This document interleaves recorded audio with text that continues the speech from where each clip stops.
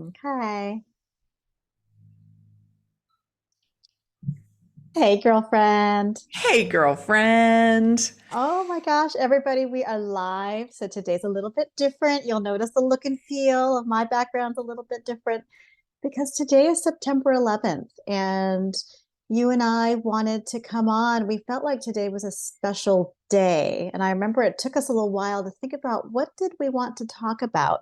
What did we want to bring to our girlfriends? And so we thought we would do a talk about grief and how September 11th is feeling all these decades later. Um, and so, Jessica, do you want Mhm. to tell us, like, where were you when you first heard about what the attack on September 11th? Sure. Well, I was here in the Bay Area, so it was still really early morning. So I was sleeping, and Paul and I were kind of in a new relationship, but we were in bed together, so we sleeping. And his boss woke us up to call us and let us know about the news. And I remember it just sounding unreal. Like you're coming out of a sleep mode and it felt like a bad dream, and then you're like, wait, what? And what's happening? Um, we immediately thought about our loved ones and who we knew on the East Coast and made calls. I also remember this sort of panic of, oh my God, are they coming here? Are they going everywhere? Is this war? No one knew what it was. Another weird thing was we didn't have a TV, and it was before smartphones. So we didn't see the images until later on that day. We were hearing secondhand about it. And then I'll never forget that impact of seeing those images, of seeing the first tower and then of seeing the second one, hearing about the Pentagon, hearing about the plane that crashed in Pennsylvania. It felt like kind of like a wave of shock after the next. And I really feel like it's the closest thing in my life experience that I've ever felt like a sort of wartime, a terror attack of sorts. So I just remember feeling in utter shock. Um, and then I'll say that in the days to come, once we realized that at least our circle of people near to us were safe, then we started hearing about the people who weren't safe, the friends of friends, the colleagues, and those sorts of things. And that was really something hard to process. Yeah, so it was. I think shock is the summary that sums it all up for me. It took so long to even kind of acknowledge it was real. It was that dreamlike. And here I am in California, about as far away in our country as you can be, and it's still, when I think about it, I feel this tightness. So it lets us know what a huge ripple effect this attack had in, the East Coast for everyone. How about you? Where were you, and what was the impact for you on that day? Yes. So I was also in the Bay Area and I was living alone at the time. And Oh, even then, I knew to wake up and listen to the news was not in my best interest. So I didn't know first thing in the morning.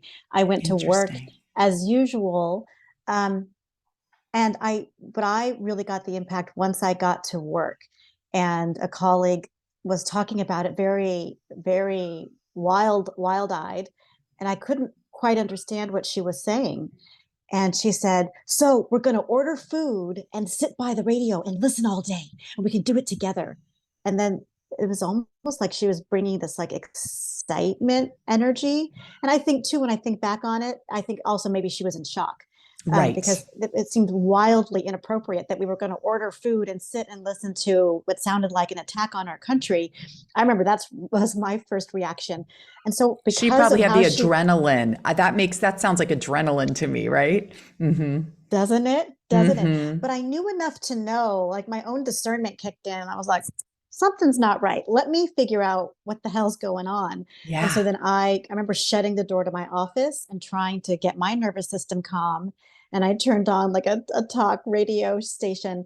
And I just remember just like sinking and sinking and Mm, sinking. And that feeling, because I think by the time I knew that something was happening, there was a lot more information. We still didn't know.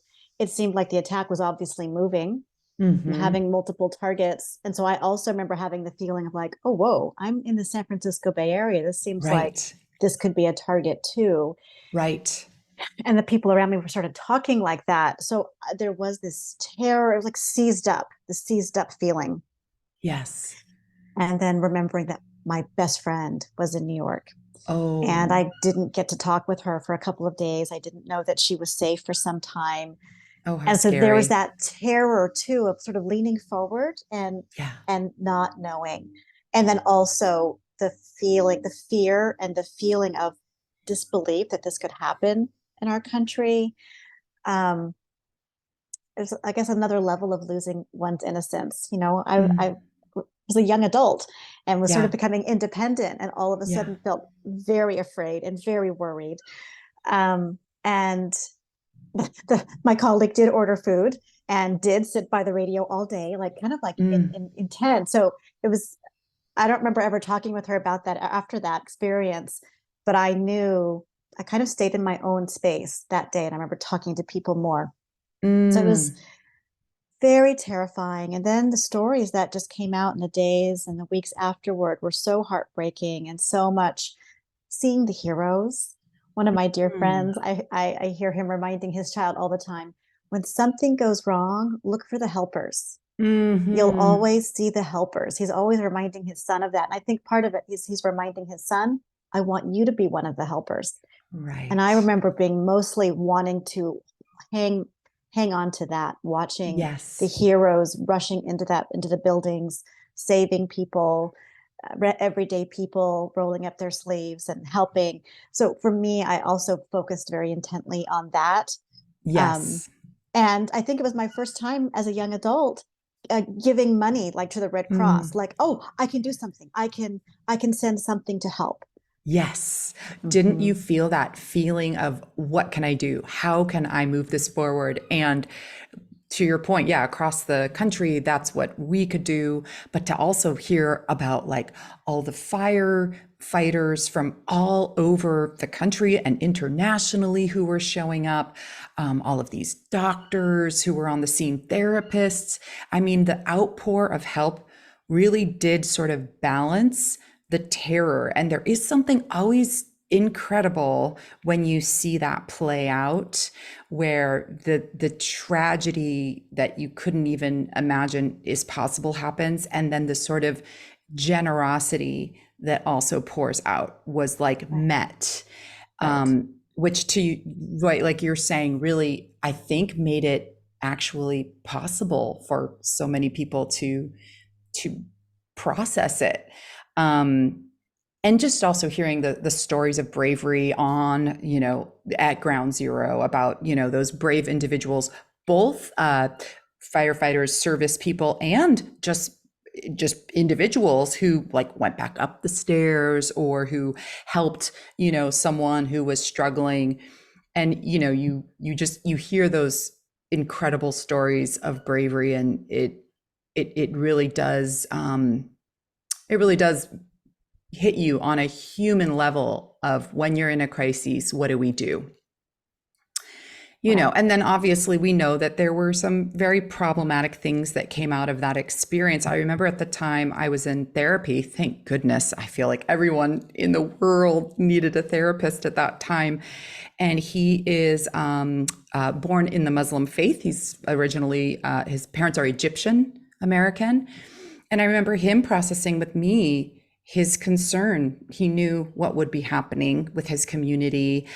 And that was a really interesting, intimate thing to get to process with my therapist, where for a session, it almost felt like the roles were reversed. But to just be aware of, all the things that happened after. And not to compare it to the pandemic, because I think that I want to be very sensitive. Those were two very different events. And I'm sure survivors and people with loved ones who passed during 9/11 don't like that comparison. But I bring them up because I feel like they're both on such a grand scale tragedy in different ways. And just thinking about how the outpour of help in both of those situations um, was pivotal, but how there was clearly a before and an after, right? Mm, So in our lifetime, I feel like there's a before 9/11 and there's an after.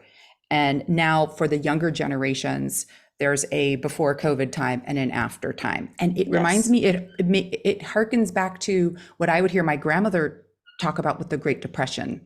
So these super significant tragedies, or Pearl Harbor and things of that scale.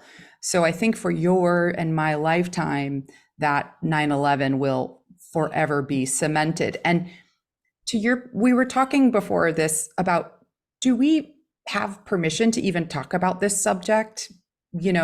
Being somewhat removed from it and not directly impacted. And I think you and I both felt strongly like yes, and that grief is not linear, and that grief impacts us all in different ways. And so I think when you and I checked in and felt like we would like to honor this, I'm glad we did. So I think for people listening, I think it's important to remember that. And I just wanted to bring up one beautiful article that came out in the New York Times this weekend called "We Can All Mourn on 9/11." It's by Mm, Gabriella Ferragini. She was a little girl at the time. Her mother was at the towers. Her mother did survive, but her mother struggled with PTSD ever since. And this daughter is writing an article about, do I have permission to grieve, even though mm. I experienced 9/11 secondhand? And so I thought that was a very interesting thing for us both to discuss today, around grief and, you know, all of the tragedies in this world. Do we have permission, and when do we allow ourselves to do it, right? I think is a Mm. very interesting topic for us right now. Right. Just that we would even ask ourselves that question. I mean, I think what we often miss in the culture, in a culture that does not know how to grieve, we have very Mm, little permission. After 9/11, the main reaction, and for maybe even still, has mostly been about anger. mm, Anger that this could happen on our soil, anger that the enemy did this, anger that we were so frightened, anger that so many people died and in such a tragic way. And um, but I mostly have seen and felt anger. So to talk about it as people who lived through this time, and it is a time that marked, was a very strong line mm, historically, like you said, before and after. And I mm-hmm. think the fact that we have the desire to be sensitive, we have the desire to stay in our lane around it, we have the desire to be responsible. I think that's all any of us could hope to do, is to Mm, slow down enough and even ask those questions, right? Because I think the culture, tells us everything we think is perfect and fine and just fight for it no matter what. And there is a way we want to be sensitive to this topic and to those who are hearing it, maybe even in a different way than you and I are intending. That's entirely possible as well. So in wanting to address this today on September 11th and talk about, for me, I was thinking this mm, grief really is a path of healing. And mm-hmm. it is part of owning our story and our experience. And it's so collective. And the Yes. only way there will be more permission for us to experience and feel and release and work through our grief is to talk about it and Yeah. to listen to stories about it and to read beautiful articles written by the daughters of Yes. those who were so deeply impacted by it. Because the Yes. story is everybody's. People all over the world feel a connection to this historical, this horrendous event that happened in our country. Absolutely. And I thank you for framing it that way, which is we were impacted and moved, but we also went through a myriad of emotions around it. And to your point, what we saw played out mostly in our culture was anger. And we see that that wasn't enough, right? I will say for those of you who have been or who are considering going to the 9/11 Memorial Museum, I went there in 2022. I went there a lot later. For me, it felt like a really hard thing to go to. I found that entire memorial and museum experience incredible. It was incredibly healing. It was incredibly informative. They handled it with such care and with such humanity. And both the memorial pools that are open to everyone and the actual museum that actually takes place underneath it at the actual scene was so incredibly moving. And so I'm, curious to know, anyone listening, have you been? That's a place I can recall in my mind on this day because there were so many incredible different sections of it. It was a very immersive experience. A couple of things that I remember really striking me was one underground and one above. Underground, which felt in some ways like the scariest thing to do, was the twisted rebar. There were these huge, things that were meant to be like a foundation, and they were completely contorted and twisted. And to see this steel, it wasn't even rebar, I'm using the wrong term, it was this huge beam, and to see that twisted, I think really to me signified a visual of just how twisted this situation was, that this beam that should hold us up didn't, and it's standing there still. And to take that in, I thought felt very, very real. And to your point, it was absolutely an international group in there processing together. What happened? What happened? For those involved, what was their experience? And the other thing, above the memorial at the pools, which are this beautiful reversal, rather than the towers going up, there's this water pool going down where all the names are etched. Just felt like this gorgeous healing. And there's actually a survivor tree right next to the memorial where they found this tree that had somehow survived in the rubble. It wasn't actually still in the ground, but it had kind of been kicked out. Well, they replanted it, and it's since kind of grown out, but it also has some scarring, and it's called the survivor tree. And that right next to this water memorial was so absolutely impactful. I will say, as a girlfriend of a certain age, there was one thing that totally felt very tone deaf, which was people taking selfies at a memorial. And my family and I wound up having a discussion with a volunteer who was there discussing the water memorial, and we all agreed that that was just in very bad taste. But people are going to process how they're going to process. And so we're going to rub against each other. We're going to bump up against each other. And there we all were doing it together. Oh, and for anyone who can't make it to New York City, because I realize that's not something everyone can do, they offer virtual tours for $10. And you can take the tour of the 9/11 museum. When we get this recording up, after we do this live, we'll add a link to that so people can find it. Yeah. No, it's a tricky thing. I'm so glad you were there. I have not been to New York since the memorial opened, and so I haven't seen this. I didn't even know about the virtual tours. Sometimes I will avoid sites like that. I feel like I'm very sensitive to energy. Mm-hmm. I'm very sensitive to people's emotions and like groupthink and collective bigness. So I wonder if I would go. I wonder if I would feel called. Um, I remember hearing about it when it opened and thinking, oh, it's so beautiful that there's a place, Hmm. like how we go to grave sites to visit our ancestors. It's nice to have a place to go and remember. But then hearing about the tone deaf quality of the people like I'm here, I struggle. I struggle with things like that.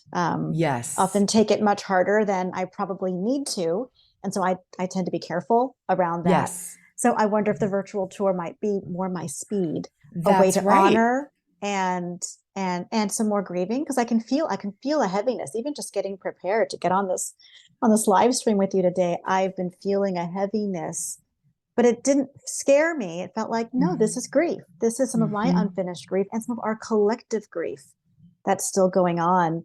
Um, can I share a quick story with you? Something that happened this morning?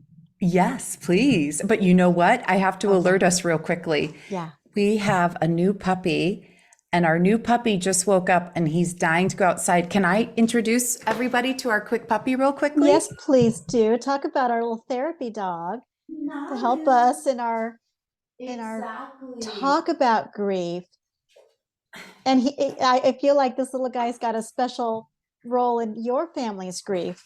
Yes, that's so true. Meet Nalu. Nalu is our new baby, and we did lose our older beloved doggy earlier this summer. And he is our new hope, and he is our new chapter of life, and does bring us a lot of joy. Also brings us sleepless nights, but he's totally worth it. So Can I'm you? gonna let him Okay. outside. But I can hear you if you want talk to talk about continue, keeping it real. Talk about keeping right? it real because of course you and I had our moment of like, wait a minute, I'm on puppy duty and I don't know what's going to happen. And I said, this is so us. This is so our brand of girlfriends of a certain age. You're sleepless and in your grief process, but with this new life that is bringing Yes. so much joy and silliness and puppiness and all that comes with that. And to add on to that, I think we sometimes think grief is a monolith, right? But what's so ironic about grief is we can laugh in grief. We can be silly in grief. It's not one thing, and I think that's what scares so many of us. But that through whatever you're going through, there can be these obviously very hard moments, but there can be these moments of levity. I mean, I think we're wired that way. So I know I was like, oh gosh, this is going to be appropriate to have the puppy, and then we thought, well, wait, yes, yes, please mix it up with as many puppies as possible, right? It's the most appropriate thing. And even just seeing his sweet face, I mean, I could feel like, oh, myself soften and Yeah, and the promise of a new life. And that is the cycle. It is that the is the cycle. cycle. And I actually, as I was looking at his sweet little face, I was thinking, oh, I just felt it in a new way. Part of why we're so afraid of grief, why we're afraid to talk about it, to Hmm. experience it, um, to remember it, whatever it is, work through it in any way, because it makes us feel so much. And Mm. most of us are trained from a very young age to stifle those intense feelings, stifle our tears, stifle our fears, just be brave, just you're fine, just rub some dirt on it. you're Yeah, fine. Keep right, moving. I'll right. give you something to cry about. That we there's so much collective, I think, especially in our generation, or maybe I'm Hmm. hoping it was one of the last generations where that was Yes, done right, in such an right. The intense Gen way. X tough it out messaging. Gross. No Yeah, more, no more, yeah, please. yeah. But grief makes us feel. Yes, It it makes us does. feel, and it can open a floodgate that so many people fear they'll never be able to close, right? You often hear people say, I Mhm. feel like if I let myself cry, I'll never stop. I've heard That's so right. many people say that. And so, I want to remind our girlfriends who are listening, if that's Hmm. getting triggered for them, Hmm. I want to just take us a moment for all of us to take a deep breath into all of that. Ah, because that is realness. It's Hmm. realness. And you and I are so done hiding from the realness, the realities of our changing bodies and our changing perspectives and this stage Mm-hmm. of life and our growing up children, all the things, ways that we're growing up. It's messy and it Yes. brings up a lot of feelings, and that we're not meant to do any of this alone. We are No, not meant to grieve alone. We are not meant to go through hard times or even good times by ourselves. That we, of that's course, we right. have our girlfriend community. Come join us over on Substack, and we would love to hear your story about 9/11. Where were you? Tell us, because every time we tell that story, we get to gather a little bit more of ourselves, process it a little bit, even if you don't understand it, up here, Mm-hmm. mentally, we get to sort of piece those stories together. But if it's really, really, really getting to be too much, please get some help. You can even start by talking to your primary doctor about how you're feeling, what's actually going on, and they can help refer you on too. And if money Mm-hmm. is an issue, tell them that too, and they will hopefully help point you in the direction of a university that maybe has interns you could see for therapy or coaching or some kind of support. Because toughing it out on our own, the time of the lone wolf is over, ladies. It's really time for Mm-hmm. us to accept and ask for help. I think that's very important. Yes, and absolutely, definitely. And I think that my hope in processing this with you, because I already feel better hearing your story, getting to share mine, getting to share a bit, is that it is a healing, that the collective healing is what this is all about. And this thing, this cultural thing that we're pushing up against, which is to stuff down and stifle, we see doesn't really allow us to feel fully alive. So I actually think that by really looking at grief in a way that is part of your life, it might surprise us that in my darkest moments there have been some of the most touching things that have happened. And you hear this time and time again, that those are the moments that get you through the grief. So my hope in anyone that's thinking, oh gosh, is this going to bring me down? Because I can totally relate and have that fear, is just to hopefully remember that this is an idea and a gesture to continue the healing, because 9/11 will be with me until my last breath. It will be a moment in our lives that we will never forget about. That's true. And I think that there is something valuable about not forgetting. I truly do. And honoring, really honoring. So that was our hope for everyone today. And take care of yourself and honor in a way that you feel is good. And we're grateful that you watched this with us. And hopefully this was a way for you to have a moment of doing that as well. And I'd bring Puppy back in the mix for a little more levity at the end of this, but he's off in the corner chewing on something. Who knows what? Oh my goodness gracious. Talk about keeping it real. Okay, Keeping girl. it real. Definitely. Yeah. Yeah. Right. So you and I had talked about maybe doing a little meditation on this. And what I feel, I'm just doing a little check in with myself. What I feel Sure. called to do is maybe just do 3 deep breaths together as a Beautiful. grounding instead of leading through the whole meditation that I had planned. I feel like That our sounds puppy lovely. energy brought in something. I really got the energy moving in a way that I was Okay. hoping to with the meditation. So let's just get grounded as we wrap this up. Mm-hmm. Girlfriends, thank you for being with us live and Mm-hmm. all of it. So I'm so happy to be here with you. Let's just feel our feet on the floor. Wherever you're sitting or standing, just become aware of your body and do what you can to straighten your spine and allow your head to do what feels natural. And we'll take 3 breaths in and out together. Make some noise with this. Breathe in and out.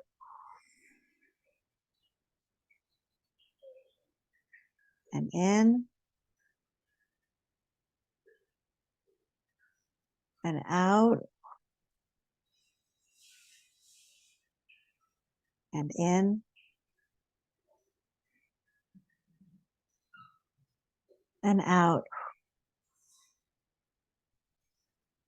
And I hope this grounding allows you to be present in your day with whatever stories are surrounding you or coming up within you yourself. Please reach out to a girlfriend today. Be there for her. If you need her help, let her know. We are not meant to do this alone. If you want to chat with us as girlfriends, you can find us over on Substack, and the link will be below in the description. And thank you for being with us here today and in this grief and on this path of healing with us at this stage of life. We love you so much. Yes, we do. We love you from the bottom of our hearts. Have a good and healing day. Take care of yourself. Take care of the people you love and who you come into contact with on this day. And Puppy Nalu sends his love. And yeah, try to find that little spark if it's possible for you. All right, girlfriend. Well, this was really nice. Thank you for leading us through that lovely meditation. I already feel a loosening in my chest. So Good. thank you I so feel it much. too. So yeah, thank you for saying that. Yeah. Yeah, All right, absolutely. girlfriends. Till Okay. next time. Bye. Bye.